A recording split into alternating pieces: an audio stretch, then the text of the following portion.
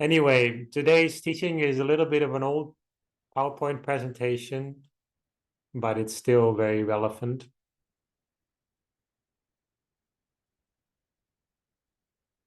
So as you can remember, we talked about right view before. I have talked about this several times. So let's dive into it. This is the 14th part of a series of right view. But I think I skipped through a few parts because you seem to be able to follow quite well. So if you can remember, right view is a way of thinking, a way of looking at the world. Right does not only mean morally right, but it also means the path to enlightenment, to wisdom, to a still mind, an awakened mind. So right is the same word that we use in the mantra, Samma Arahang. So right view is basically the Buddha's way of describing a person that is idealistic and yet realistic, that believes in goodness, believes that we can grow, believe that there is such a thing as enlightenment, and believes in being good. Yeah, I think I mentioned that. So it's the opposite of what we generally call cynical, or being a person who is bitter and cynical and so on. The Buddha, he describes right view in several ways, but we have to remember to keep in mind that these are not articles of faith that we have to embrace in order to become Buddhist or something. These are perspectives that the Buddha recommends we study, we understand, and if we make it our own, it can help us grow. It can help us to become a better person. For example, the Buddha mentions that if we are familiar with right view, we will not quickly criticize those people who are very awakened, very enlightened. So in other words, we will not criticize people who are really good and wise people. And this is just one of the examples that he mentions, that we will not be angry or critical to people who we do not need to be critical towards. Now, with critical, I mean like angry, or maybe critical isn't the right word, but like angry or using bad words or something like that. So he's just giving examples of how right view makes us act more wisely and more positively. So maybe my example isn't such an easy example, but I'm just trying to say that how the Buddha describes right view as an attitude that is worthy of studying about, especially when we dive into the details. So the first four of the right view are by our deputy abbot in Thailand, whose name is Lompo Tatachibo. He says these first four are like principles to lead your life happily. And I talked about this in detail. So the first three, I think the first two or three you must agree with. I think you already embrace this. These are the sort of views that many spiritual people or spiritually minded people already believe in. There is giving means that giving is a good thing. So the Buddha, he just describes these views in very short code. So the words that he uses is just very short. There is giving. But what he means by that is that giving is a good thing and that is useful to do. That it's good to do. It's good to give, good to be generous. Now, this is not talking about merit making yet. This is not talking about going to the temple and making merit only. It's just talking about generosity in general. When people take care of each other, when husbands take care of their wives, wives take care of their husbands, when parents take care of their children, siblings take care of one another. Through generosity and kindness, this world will prosper and thrive. Now, you might think that everyone sings like that, but that's certainly not the case. In fact, there have been people who have written entire books saying that to be selfish is good for the economy and so on. And some of these people, maybe you've heard of their names. So this is not just a natural thing to believe in, but I think that many of you do believe this very strongly. So there is sacrifice. What does that mean? It means that sometimes we need to help those people in need. Sometimes we need to help people that we do not know. Sometimes we need to help people that have more hardship than we have. That is the word, there is sacrifice. Why does the Buddha use the word sacrifice? Well, we have to go back to a few other instances when he taught and he used this word, and then we understand why it means that. So when the Buddha talked about sacrifice, for example, in some of the larger texts in the Tika Nikaya, in the larger texts of Buddhism, he says that the right way of sacrifice is not by sacrificing animals to the gods or something like that, but the right way to sacrifice is for the people who are rich to give to the poor. This is actually also a Buddhist way of thinking. So this is an example he mentions, and he also says that our spiritual path by itself, like practicing meditation, is also a form of sacrifice, that it's much more worth, much valuable, or much more valuable than sacrificing animals and so on. The word there is offering here means that it's worthwhile to pay respect to those who are worthy of respect, or to give credit where credit is due.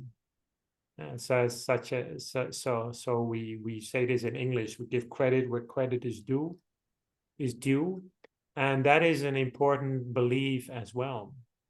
And so there is offering doesn't mean that we have to make offerings to the temple or so. That can be what it means. It can be one meaning, but it's more like a general attitude that it's good to have people who you believe in that are good, and that you honor them, that you respect them, and that is a good thing. There is respect towards age, which is a good thing. In Buddhism, that's considered a good thing, but it's a bit superficial because not all old people are wise. But it's a good thing to practice as a general principle. And then the other thing is to have respect for virtue. To have respect for virtue. Oh, sorry, I skipped one.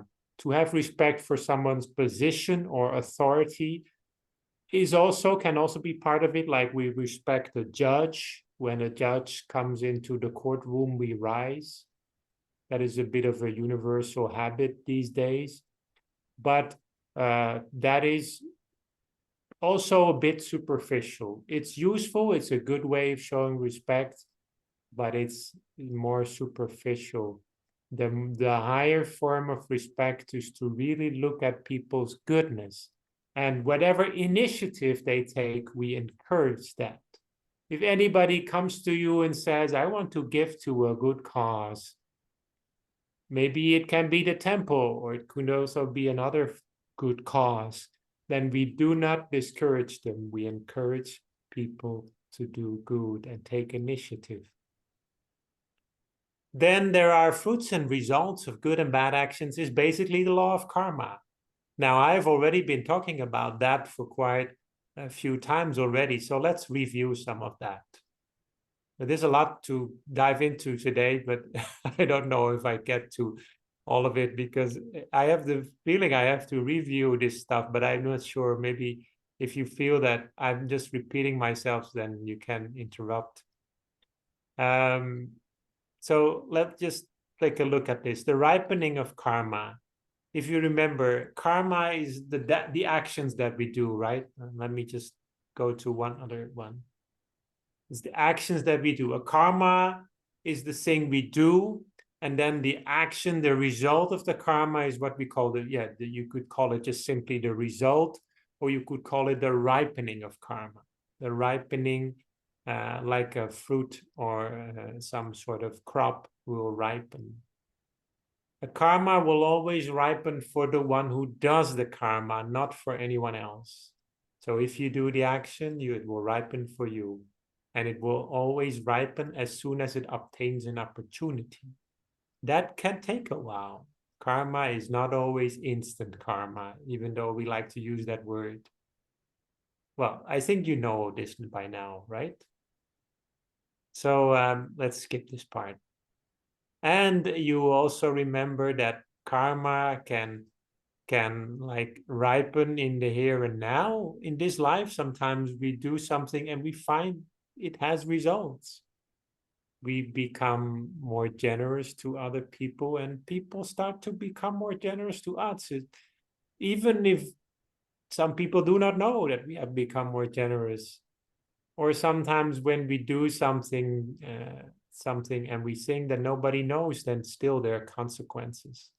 So we find that other people also start to cheat on us. So this is the law of karma, ripens here and now. But very often it does carry over in the next life. In the next life, we only see the effects of that karma. And it does also carry over in subsequent lives as well. So there will be the things that we do, as that book called Cloud Atlas, maybe you heard of it. They would have this quote saying that every little mischief or every little good deed that we do, it has effects through many lifetimes, like ripples in the water. And I think that's a very good way of explaining it. Like ripples in the water, for a long time, there will be effects of the things we do. Suppose that today I'm going to my work, and let me maybe raise the example of Jesper, right? Sitting there.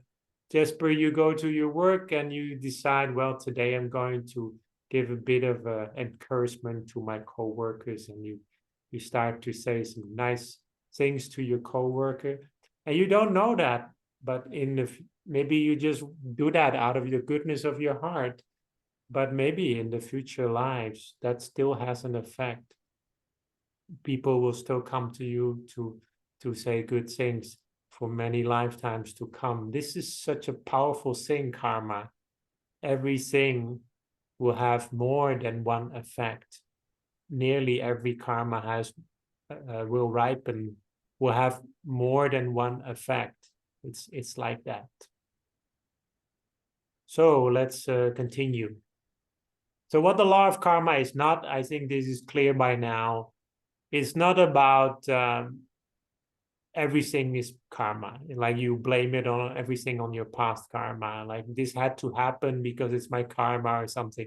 There's always some amount of freedom to decide things.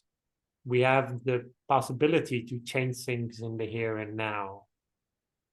And we cannot also blame things on God's will. This is actually what the Buddha says himself. And that is not a way of looking at the world that is healthy and makes us active. And we should also not blame it on destiny, like everything's fixed or something like that. That is not the way we look at the world in Buddhism. So I would like to say today that we have now covered the law of karma quite a bit, both me and my fellow monks. Now let's just look at this part. So there are 6 more forms of right view. These are also known as the facts of life and the world. This is how our deputy abbot calls them. The facts of life and the world are not so much to do with principles of leading your life, but more with the perspective that we have on the world. If we look at the world in a certain way, then we look at ourselves in a certain way. If you look at ourselves in a certain way, then we start to act in a certain way. Now, some people say that believing in the next life is like, I don't know, there's no evidence for it or something like that. And some people say maybe it's just to make people afraid, or to make people, to encourage people to do good. So the monks will teach about the heaven so that people will do good. That's what a lot of people in Thailand say these days. You know, monks, they talk about heaven because it helps people to do good. It's not like they criticize monks, but they say, you know, yeah, the monks, they're just trying. Anyway, so this is some interesting part, because we do not actually see this clearly in a way that we can measure with an instrument or something like that. There is this world, and there is this next world. That's what I would like to talk about today. There's a few other facts of life as well, but we'll talk more about that later. But I think it's important to understand, and before I continue, that we do not always need to know everything in Buddhism, but some things we can give it the benefit of the doubt. And I'm using Lumpy Nicholas. I think some of you will know him. He uses this word. He says we should sometimes give things the benefit of the doubt. That's a good way of looking at it. We study things, we look at things, we do not discard these things. Now, as I told you in the title of this talk for today, in the description, I'm going to say a few things about how I stood in it myself, how I came to believe it. Now, I may be surprised to tell you that in my first 2 years of being a Buddhist, heaven and hell, or even the afterlife, did not come easy to me. I was raised in a family which did not teach those things. So I did believe there was something after life.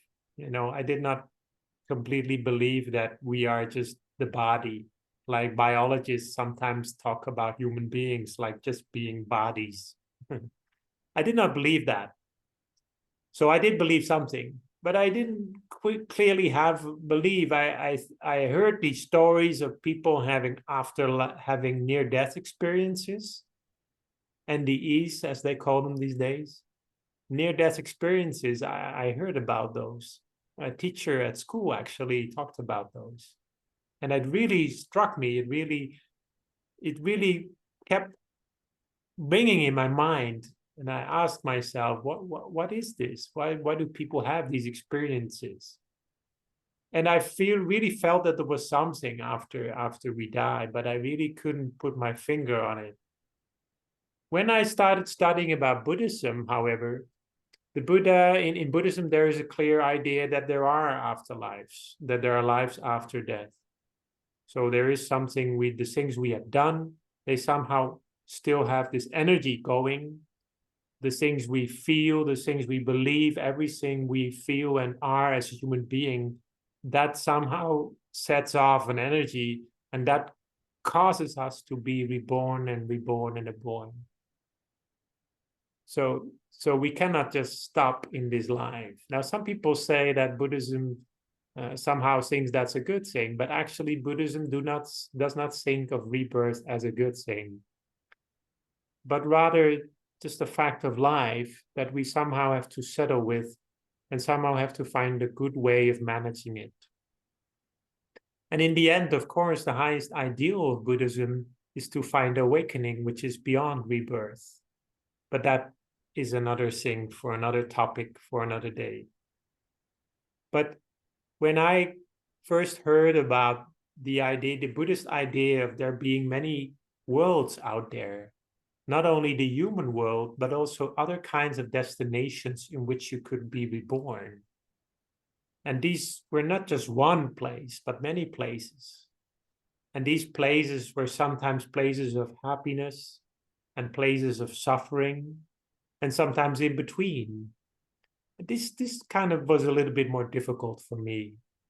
I could easily find and understand the idea of rebirth, but heaven and hell, or as they are called in Buddhism more often, happy and unhappy destinations, that was a bit more difficult for me. It took me quite a while to really find my understanding in that part. Now, I have to tell you that when I consulted monks about this, I'm talking about the period when I was not a monk myself yet. So this was in 1998, long time ago. I'm very old already. So at that time, I really tried to find this answer, right? So I asked one of the monks from the temple, and he said, "You know, it's okay. You can study, but you don't need to feel guilty or bad if you have your doubts. So doubts is an important part of the path, and we should not think of it as being wrong to have doubts. In fact, even the Buddha himself said that there are things to be doubtful about. He said that. And with that, he meant those things that we cannot see with the naked eye. So, but I did come to believe that there are certain things that we can see with the naked mind. And with that, I mean that when I studied more about Buddhism, I understood that there is really such a thing as people who are very advanced in meditation. And I really believe that was true because I experienced the very many benefits of meditation myself. So I really believed it was something. So that people who have been doing this for longer should have gained more from it. So I believe that there were some people very good in meditation in our temple or in other temples. And I thought, well, maybe it's possible that all of these monks have been taught by their teachers, and they have been taught maybe, many centuries ago, have been taught by the Buddha. So it's not so far-fetched to believe that there have been people in the past who could see these things, believe these things, and not just believe, but actually see these things. So I started to gradually open up to the idea that there was such a thing as multiple destinations and people, you could be reborn in this place or that place. So what does Buddhism actually teach about these things? Just to go back to the presentation. Well, Buddhism says that there is not just karma, but there's different types of karma that affect the moment we die, that affect how we are going to die. As I said at the present, when I gave a description for this talk, it's the moment we die the way we've lived. We die the way we've lived. And this is what the Buddhist Abhidhamma says about this. So the Buddhist texts say about this, that there's actually 4 types of karma that affect us when we die. And actually they affect us throughout our lives, but they very much affect us when we die. The first one is heavy karma. These are very serious things, like if you have done something very serious, like killing your parents or something. Well, most of us have not done that. These are very serious karma. This will be the first thing to affect you if you have done such a thing, but most of us have not. Habitual karma is any of us, all of us have that. These are the things that we do regularly. Maybe we like to meditate. Maybe we like to listen to a talk like this. Maybe we like to go to the temple. Maybe we'd like to do good things, help our fellow human beings. This is habitual. It sticks with us. Even if we don't try very much, we still like to do those things and try to almost do them naturally. This is what we call habitual karma. Then there is karma called karma on the threshold of death. Karma on the threshold of death means the things that we do just before we die. Now, those things sometimes can be very positive. So that even if we've done a lot of negative things throughout our lives, those positive things will affect that moment first. So it happens sometimes that somebody has done a lot of bad things throughout their lives. And then in the moment when they pass away, they think of something positive. They have some positive thought. And that positive thought brings them to a good place. But the problem is that can only happen for a short while. Because if you remember, Buddhism does not believe in an everlasting afterlife. So some people are born in a good destination for a short while. Other people are born in a good destination for a long time. So it may happen that sometimes this karma can affect us on the threshold of death. Can also happen that we have done a lot of good things for our lives, but we have some regrets that really affect us in the moment of death. And then we may be reborn in a not so good destination for a while, and then go back to a good destination. So it's important that the moment of dying that we are try to prepare ourselves and we take good care of our mind. Then there's also unintentional karma, and the Buddhist texts do not agree whether that should actually be called karma. But unintentional karma, if you call it karma or not, is actually simply the karma that you do without intention. For example, there are insects that crash into your car, and of course you do not intend to kill those insects, but your car is driving and all those insects just hit your car. That's not really a karma. But the Buddhist texts say that these things do affect our lives when all other things are not affecting it. So that's not often. So why do I tell this? Just to tell you that the moment we pass away, according to Buddhism, there's something going on. And in a previous talk that I gave, I told you that there is some similarity to how in Buddhism we look at the moment of dying and how it's looked at in near-death experience research. So in near-death experience research, they found that there are certain images that people experience when they pass. They see their lives passing by, a live review. This is what happens to every human being. In fact, according to the Abhidhamma, even animals, they see their life passing by when they pass away.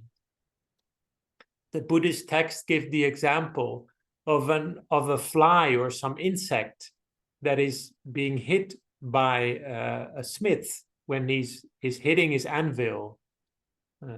You get the picture? Like a smith who is working on some metal, and he hits by accident. He hits the fly or hits the insect, and the insect in that moment has a life review before it dies. So we all have this life review, and that life review that shows all our karma that we have done, both good and bad, both happy and unhappy things that we have done in our lives. And that will affect us. So in the Buddhist text, they say that there's unhappy destinations. For example, some people are born as unhappy spirits, or some people are born in a completely different world, which we sometimes call hell, or just unhappy destination. And that is, these are very serious places of suffering. And the Buddha, he said that the most lowest of these places, it's very difficult to imagine the suffering there. So he didn't really talk much about it, but he did say that even if you were to be stuck by weapons throughout for like 100 years, it would still be nothing compared to the suffering there. But so he gave these kind of metaphors, but he didn't really describe it in detail. But there are some later texts in Thai Buddhism which do describe these things. There is also the clear state of mind. Like if you generally lead a good life, lead a positive life, you take care of other people, you have a happy and proactive belief in your life, you take good care of yourself and others, then you tend to be born in a happy destination. Happy destinations is the human life. The human life is also called a happy destination. You could be reborn as a human, or you could be reborn as in another kinds of destination. Like there are happy realms. Sometimes we call them heavens. Sometimes in the Buddhist text, they simply call them the host of the devas, or the host of the angels, or something like that. But angels in Buddhism do not have wings, normally. Maybe some. And there is, in fact, the early Christian paintings also, the angels didn't have wings either. So in between clouded and clear, many people are in between. And that's maybe interesting to tell you that there is a place called Yama, or sometimes in Thai language called Yomalo. And Yama is like, it sounds like some sort of brand, right? Like some brand of coffee or something. But Yama is actually a place. And there is like a person sitting there, like a sort of very big person, big sort of spirit, you could say, or some other being. And he's just assigned there. So he doesn't want to be there either. But his karma causes him to be there.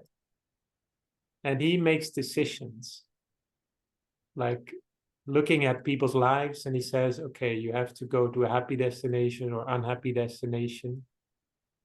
And the Buddha, he simply describes him as Lord Yama.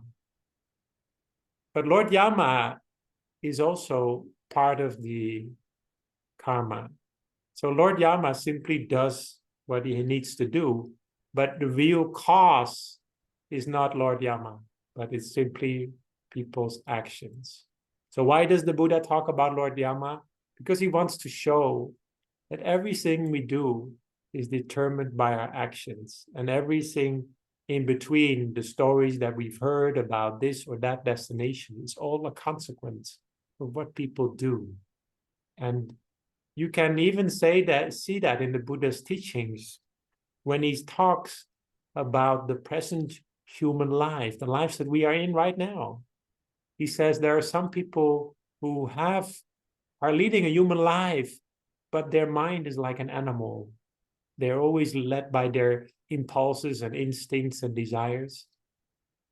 And there are some people who are in this human life, in this simple human body, in this simple human body, but their minds are like angels, like devas. So even the Buddha already says that even in this human life, there are very big differences between human beings in how they feel and act. So this also impacts the next life. So some of these things are maybe a bit strange to hear about, like, or maybe worrisome for some people. But we have to remember that most people, they will be not born in extreme places, but like in between. Now, this is a slide which is difficult to see. It's very small. So I'm going to show you something else now. It's a bit long today, but I'm wrapping up now. Can you see this? If I zoom out, can you still see it? You can't see it anymore. And now? No? Okay. So if I zoom out, it disappears? So I'm a bit confused now. Can you see this image or not? It's fine. It's visible. Okay, thank you. So there's different phases after death, according to Buddhism. And you may be interested to know that this is a similar teaching to what the Tibetans call Bardo. There is phases after death, through which people go through. Maybe you've heard of the Tibetan Book of the Dead. It used to be a very famous book in the hippie period, in the 60s and 70s. My mother used to have a copy in her bookshelf. It's a very interesting book, and I read it from cover to cover. But it's a little bit more complicated than this. This is the Thai perspective. In Thai Buddhism, it says that when we immediately after we die, there are some people who are immediately reborn. Can you read this? Yeah, immediately reborn. But some people are wondering still. Well, how does that differ? Well, some people, their lives has been extreme, like I just said. Some people lead a very animal-like existence, very impulsive. I used to teach on a retreat, and there were like these two girls, and they had a very good meditation experience. They had like their mind really went whoop inside, and they like very extraordinary experience, but they were so shocked by it because their lives had been quite impulsive and so on. And they didn't know how to handle such a positive experience. So both of them left the retreat.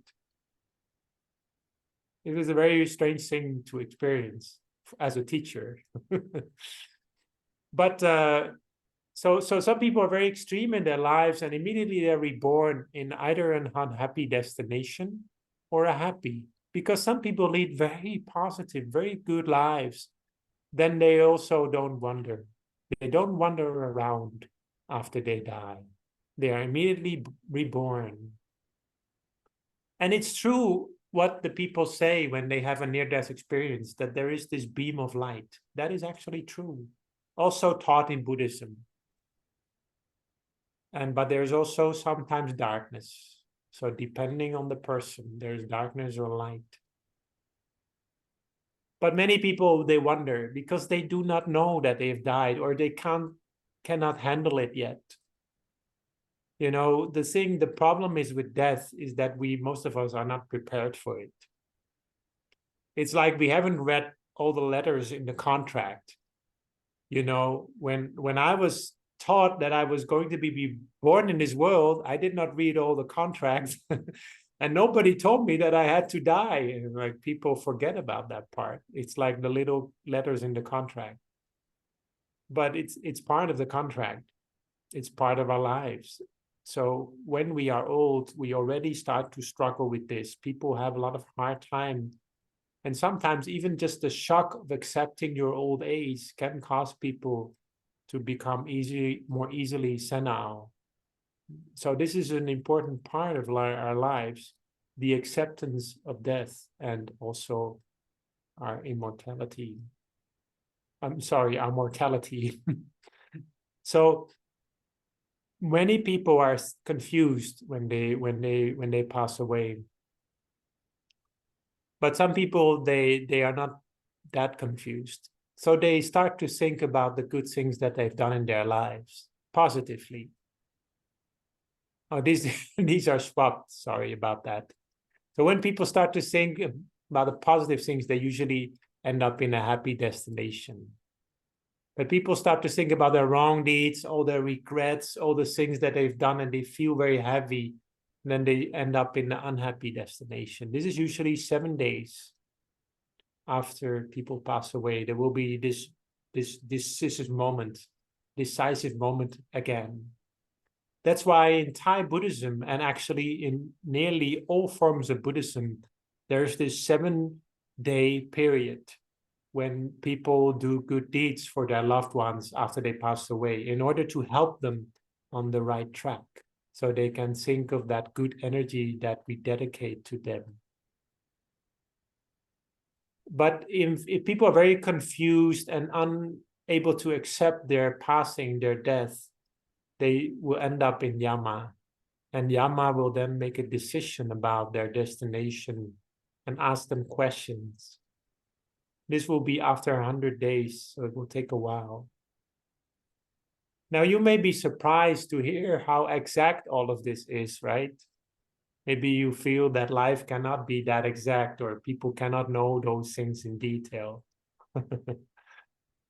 So this is a bit of a, this is a bit of a matter of faith.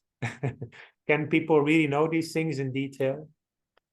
Most of this is based on Thai Buddhism. You cannot find all these details in the Buddhist scriptures, but many of it is in the Buddhist scriptures. But some of it is in later Thai texts. So this is what we teach in Buddhism. There are many stories about this, and I will just finish with one story.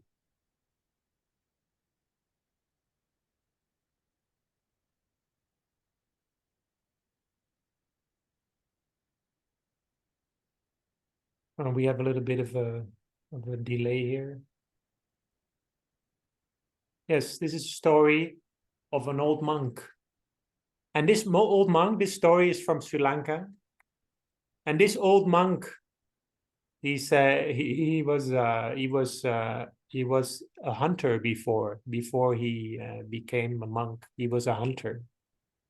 So he killed many animals, and he was regretful of that fact. He was thinking about that a lot. When he passed away, when he was about to pass away, he could only think of those animals that he killed. And he saw a vision of these animals that were hurting him. They were hurting him like wolves or something. But he had the luck. He had the fortune that his son was ordained as a monk as well. And his son came to him and he said to him, think about all the good things that you have done. And he also pointed out at a stupa, a pagoda.